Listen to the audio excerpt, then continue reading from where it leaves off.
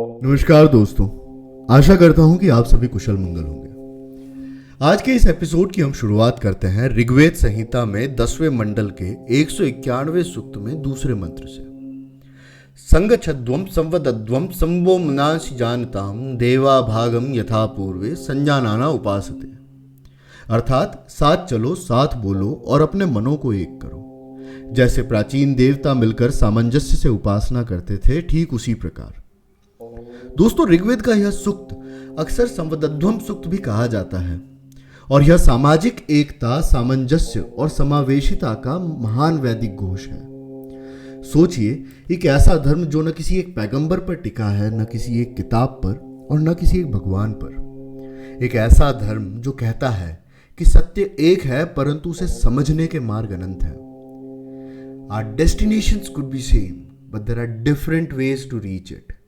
Perspectives को respect करा गया और यही है सनातन धर्म, दुनिया का सबसे प्राचीन, सबसे जीवंत और सबसे उदार धर्म, जो सिर्फ इंडिविजुअलिटी पे बेस्ड है।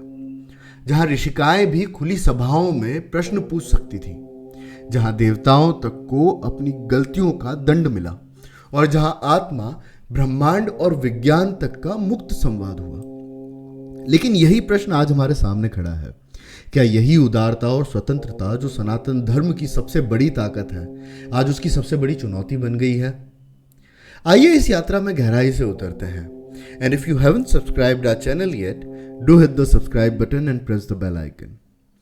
दोस्तों, मैं अक्सर इस उपद्रव की वजह सोचता था और समय के साथ समझ आया कि सनातन धर्म एक ऐसा धर्म है जो न तो एक प्रॉफिट पर सीमित है और न एक किताब पर। ये एक जीवित परंपरा है। इट्स अ लाइफस्टाइल जिसमें एक बाल नचिकेता भी यमराज से प्रश्न कर सकता है और एक तपस्विनी अहिल्या भी श्राप के बाद में मोक्ष पा सकती है। और न सिर्फ मोक्ष, बल्कि उन्हें पंच कन्याओं में स्थान मिलता है। सनातन धर्म की यह विशेषता ही स्वतंत्रता है, सोचने की, पूजने की, गलती करने की और सीखने की।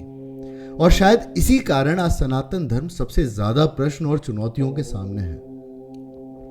ऋग्वेद के प्रथम मंडल के 164वें सूक्त में 46वें मंत्र की एक ऋचा आती है, एकम सद विप्रा बहुधा वदंती। इसका अर्थ है सत्य एक है, ऋषि मुनि उसे अनेक रूपों में व्यक्त करते हैं। यहां सत्य का संदर्भ है वह शक्ति जिसे संपूर्ण ब्रह्मांड बना और उसी से देव और जीव बने। इसलिए सनातन धर्म ने कभी एक ही मार्ग नहीं थोपा। कोई विष्णु को माने, शिव को माने, सूर्य को माने या शक्ति को माने, सब अपने अपने मार्ग पर चल सकते हैं। इतना ही नहीं, सनातन धर्म में हर देवता सिर्फ शक्ति का प्रतीक नहीं है, बल्कि वह एक विशिष्ट गुण, एक विशिष्ट चरित्र का प्रतिनिधित्व करते हैं। जैसे कि शिव सरलता, त्याग, करुणा और भीतर की शांति का प्रतीक है। विष्णु को धैर्य, संतुलन और लोक व्यवस्था की रक्षा का प्रतीक माना गया। देवी को शक्ति, समृद्धि और ज्ञान का संगम माना जाता है। वहीं गणेश को बुद्धि, विनम्रता और शुभारंभ के भाव के साथ देखा जाता है और हनुमान जी को निष्ठा, सेवा भाव और विनय से। इसका मूल संदेश है कि तुम्हारे जीवन में देवता बाहर से नहीं, बल्कि चरित्र के रूप में भीतर प्रकट हो। आपको सिर्फ उनके कैरेक्टरिस्टिक्स को अपने अंदर लेकर आना है। You don't have to do things that they have done. आपको सिर्फ उनका चरित्र, उनके नियम, उनकी लाइफस्टाइल को फॉलो करना है। जैसे कि शिव पार्वती की कथा हमें सिखाती है कि विवाह केवल आकर्षण नहीं है, बल्कि समानता और परस्पर सम्मान पर आधारित है। I guess basic need of most married people. Vishnu के अवतारों की कथाएं दिखाती हैं कि परिस्थिति चाहे जैसी भी हो, धर्म की रक्षा के लिए संयम और साहस दोनों जरूरी हैं। Patience and efforts. देवी महात्म्य यह संदेश देता है कि जीवन में जब जब नकारात्मक शक्तियां या हीन भावना आप पर हावी हो, तब तब भीतर की शक्ति को जागृत करना आवश्यक है। अपने अंदर की पॉजिटिविटी को बाहर लाइए। क्या आपने रामायण में अहिल्या उद्धार का वर्णन सुना है? ऋषि गौतम की पत्नी अहिल्या अपने तप, अपनी शुद्धि के लिए प्रसिद्ध थी, लेकिन इंद्रदेव ने मोहित करके उन्हें भ्रम किया। इस बात का ज्ञान होने पर गौतम ऋषि ने देवी अहिल्या को श्राप दिया कि वे पत्थर की मूर्ति बन जाए। सदियों तक अहिल्या पत्थर रूप में पड़ी रही। फिर एक समय आया जब राम जी मिथिला के मार्ग से गुजर रहे थे और जैसे ही उनके चरण उस पत्थर पर पड़े, अहिल्या का श्राप खंडित हो गया। वाल्मीकि रामायण के बालकांड में लिखा है, अहल्याम दारुणाम शापान मुनिना नुग्राहणीम रामो जगाम सामिप्यम तस्याहा शाप विमोचनम। यहां दो बातें समझ आती हैं कि देवता भी गलती कर सकते हैं, जैसे कि इंद्र ने त्रुटि की। मोक्ष हमेशा संभव है, इंतजार करना पड़ा देवी अहिल्या को, किंतु राम जी के स्पर्श से उनका उद्धार निश्चित ही हुआ। वो कहते हैं ना, तप से सब संभव है, पेशेंस। सनातन धर्म यह सिखाता है कि गलती भी मूल स्वभाव है और क्षमा और मोक्ष के मार्ग हमेशा खुले हैं, चाहे आप कोई भी हो। जी हाँ, अंग्रेजी में कहा जाता है, to err is human and forgive is divine. गलती इंसान से होती है और परमात्मा सिर्फ माफ करता है। किंतु हमारे पुराण कहते हैं देवता भी गलती कर सकते हैं, even divine can do wrong. Hence किसी भी व्यक्ति वस्तु का आकलन करने से पहले पारदर्शिता एवं निष्पक्षता की अत्यंत आवश्यकता है, ताकि किसी बेगुनाह को दंड न भोगना पड़े। अथर्ववेद में सोशल लिबर्टी का मेंशन आता है, यत्र नार्यस्तु पूज्यन्ते रमन्ते तत्र देवता, अर्थात जहां स्त्रियों का सम्मान होता है वहां देवता वास करते हैं। गार्गी, मैत्री जैसी ऋषि कन्याओं ने वैदिक सभाओं में प्रश्न किए, तर्क किए और ब्रह्म विद्या प्राप्त की। जब सिर्फ सनातन था तब विमेन एम्पावरमेंट की जरूरत नहीं थी। सनातन धर्म की सबसे बड़ी विशेषता ही यह है कि उसने कभी किसी एक देवता, एक मार्ग, एक लाइफस्टाइल या किसी एक किताब को अंतिम सत्य घोषित नहीं किया। कोई शिव को पूजे, कोई विष्णु को, कोई शक्ति को, कोई सूर्य को, सबको स्वीकार किया गया है।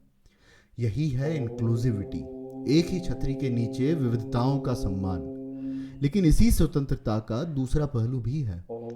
इतिहास गवाह है कि जब जब अन्य धर्मों ने एक रूपता, अपनी यूनिफॉर्मिटी के आधार पर खुद को मजबूत किया, तब तब सनातन धर्म की जो डाइवर्सिटी थी, उसकी जो बहुरूपता थी, उसको उसकी कमजोरी बताकर धर्म पर प्रहार हुआ।